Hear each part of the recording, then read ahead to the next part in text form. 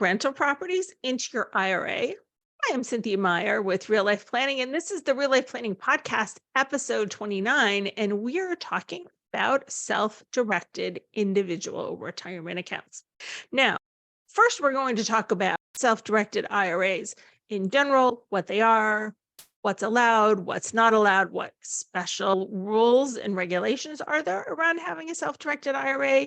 And then we're going to talk a little bit about, if you're interested in the real estate and retirement account topic, where it might make better sense and where it might not, what some of the pitfalls are for some retirement accounts where it might not make as much sense.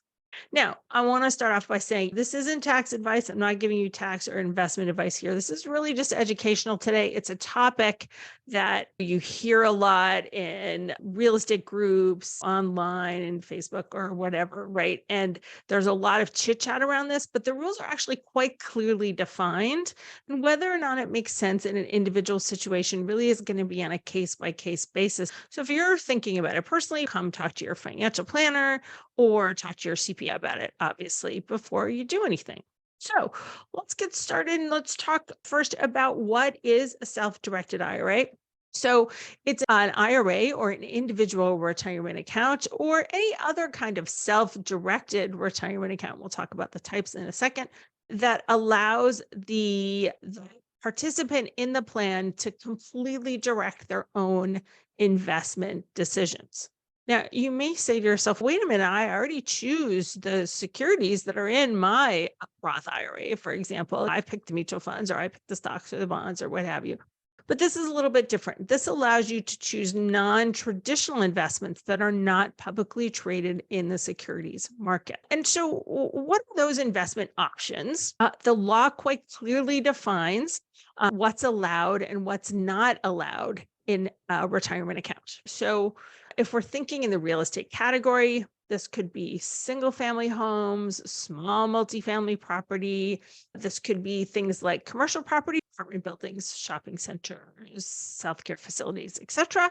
It could be land, either improved or unimproved land. It could be a limited liability company that owns another business, including investment real estate. It could be real estate that's offshore, right, held in another country. It could be apartment buildings, condominiums, co-ops, etc. As long as they're used for the production of income, you can't own your own home in an IRA. Okay. It could be money that you lent to other people, right? A note or a mortgage for money that you lent to other people. It could be almost anything. I've heard stories about people who've owned racehorses or yachts that they lease out to vacation rentals and that sort of thing. It's not super common that people have self-directed IRAs. For those people who do have them, most of those people are in some kind of real estate. What can't you own in a self-directed IRA? So the IRS says that there are a lot of things that you can't own. You can't own collectibles, right? So you can't own art, antiques. You can't own metals or gemstones like diamonds. For example, you can't own stamps or coin. Can't own alcoholic beverages, right? Can't own life insurance, and you can't own an S corporation. So S corporation tax laws prohibit IRAs from investing in them. And when I say IRA, by the way, I'm really referring to all types of retirement accounts.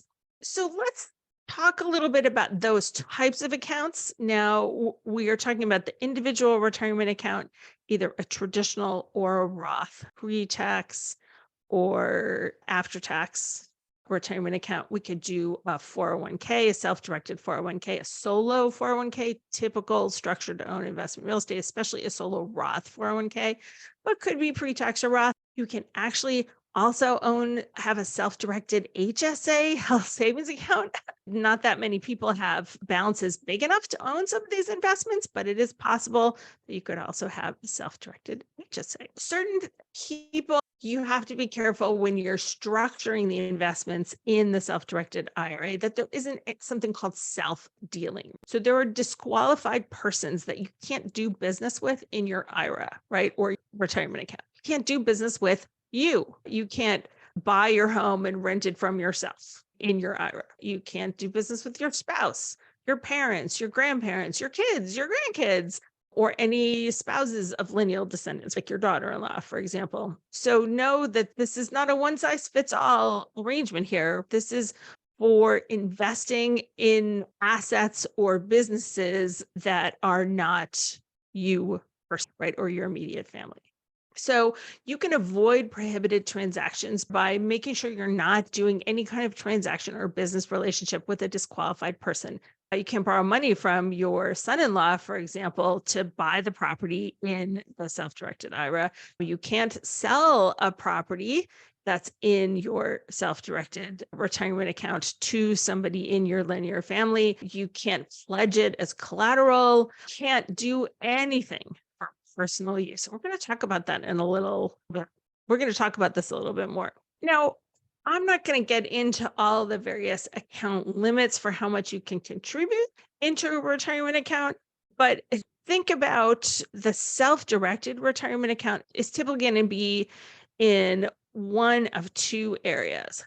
One is just a regular IRA that, as I record this, the current limit for somebody under 50 is $6,500 that you can put in every year. You can make a catch-up contribution if you're 50 or older like me. And the other, that can be either a pre-tax deductible IRA, it could be an after-tax IRA, but that is not deductible, or it could be making contributions to a Roth IRA are subject to some income limitations by making them directly. Could be a Roth IRA that you got in through the back door, you made a contribution to a traditional, and then you converted it to the Roth. The other major area where people are putting money in that could be used in a self-directed fashion is through small business retirement plans. So that could be the solo 401k. So for the self-employed person and their spouse, that's a really common structure, right? Could be a SEP, for example, could be a simple plan. Any kind of small business retirement plan has the option to have self-directed account attached to that. So in my business helping real estate investors, I've seen some clients successfully set up solo Roth 401ks to buy investment real estate or to do syndications. And that's been a little interesting and flexible and avoids some of the problems or difficulties that we're going to talk about in a second with the pre-tax retirement. So the limits for those also much larger, easier to get more money into the plan in a short period of time. And that makes it a little easier to buy investment real estate, which is, of course, very expensive. The first option to buy a property in a self-directed retirement account is to just buy it directly and individually. That would be if you have a large balance in the retirement account, that would be either buying the property for cash or buying the property and taking what's called a non-recourse loan. Remember that nothing in an IRA can be pledged as collateral. You can't personally guarantee a loan for a property that's in the IRA, right? So the property has to be backed by the cash flows from that property in particular. So there's a few lenders, not that many, that lend money to investors who are buying properties in IRA or retirement accounts. It's also possible, and probably beyond the scope of what we're going to talk about today, to partner with another entity to buy a property. That could be another IRA. So, for example, you're buying half the investment property and the other spouse's IRA is buying half of the investment property. You could partner with personal funds. You could partner with other people's IRAs. And the ownership, just like any partnership, is proportionate to the investment percentage that each partner brought to the table. Again, getting back to that question about prohibited transactions, super important to know, and I don't think it's always clear in a lot of these social media posts that you see about self-directed retirement accounts owning real estate, is you can't mix your personal with your retirement account. Okay. Your IRA, for example, cannot buy the vacation property that you go stay at. You can't use this property. What are some other things to think about? I would invite you to think that as in any custom strategy, the costs of complying with the strategy are going to be more expensive. So, for example, you can go to a low fee firm and you can open an account for free or a super low fee, and you can invest in very low fee index funds. And the cost of that investing is minimal, right? The fees are really low. But if you're buying an individual property in any kind of retirement account, in a self-directed IRA, in a self-directed 401k, the costs are going to be higher, right? Could be 1 to 3% of the value of the account, possibly on an annual basis, depending on the activity that is happening and how much reporting needs to be done. So now, obviously, an asset that needs to be valued with an expensive appraisal every year is going to be much more expensive to administer, and the custodial costs will be higher.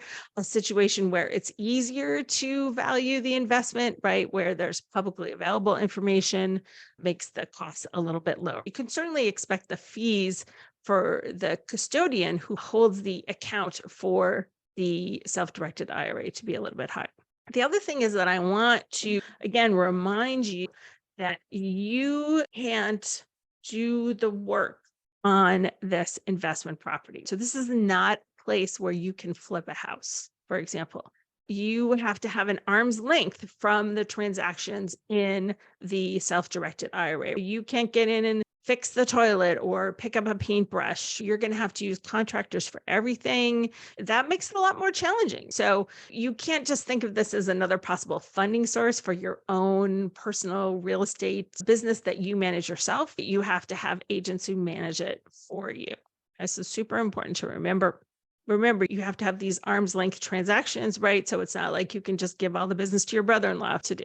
Then the third thing that I want to bring up that I'm starting to see more of in my business is people who bought rental properties in their IRAs when they were younger, but now they're getting into the early retirement years and they're starting to think about mandatory minimum distributions, required minimum distributions, currently set at age 73, where you have to take out a certain percentage of your account every year and pay taxes on the amount that's distributed.